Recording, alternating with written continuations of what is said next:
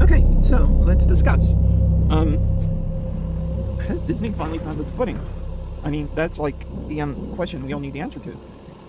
In case you're wondering what I'm talking about, is Disney last week finally aired their series, Darth Maul Shadow Lord. And the reception couldn't be any better, at least from my perspective. Now, say what you want about Star Wars animation. I mean, there's been good and there's been bad. But at least for the past 2 weeks, totaling 4 episodes, this has relatively been pretty good. There's absolutely nothing to complain about thus far. Really, it's been stupendous. I couldn't even, there's no way I could make this any better than it was. I mean, for starters, this isn't surrounding, it's going to be, in-depth Star Wars, no doubt.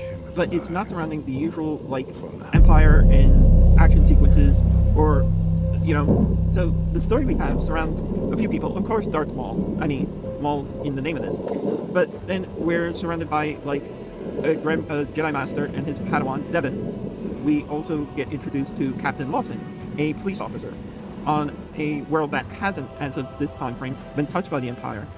And it's really thick with Star Wars lore. It's really good with the sequences. There's no cheap grabs here. There's no cheap character cameos that are supposed to get people to go, ooh, that person. It's nothing like that. Aside from Maul being a major character in the story, he's not actually the sole center of it. And that's the thing, the story is good. That's what Disney's been getting wrong with a lot of these things. They've centered everything around the characters, and their stories haven't been as developed. And that's been a major flaw in my mind. Say what you want, but the last season of The Mandalorian I watched, it was good, but story development was really... And I felt the same, in other, franchises.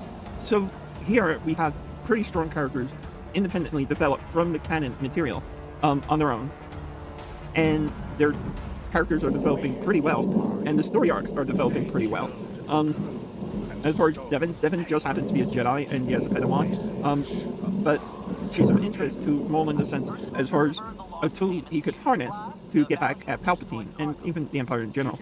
So it's not the simplistic good versus bad we've gotten used to with Star Wars narratives, where everything's clear-cut, even the supposed gray areas. And even Maul, as far as a character in this series, is developed as someone who had been completely wrong.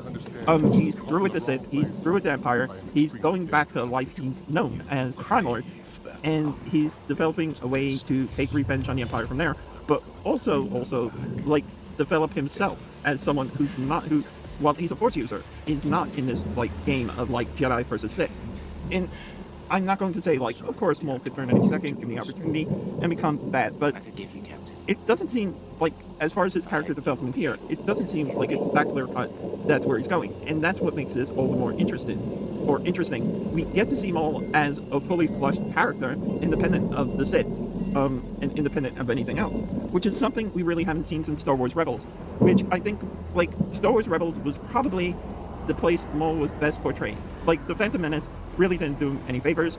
He's 2 seconds in, dead, supposedly, of course we found out later he wasn't, and that was it.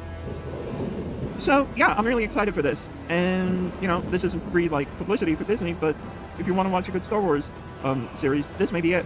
Okay, you'll love, value, and appreciate it, and I will see you on the flip side.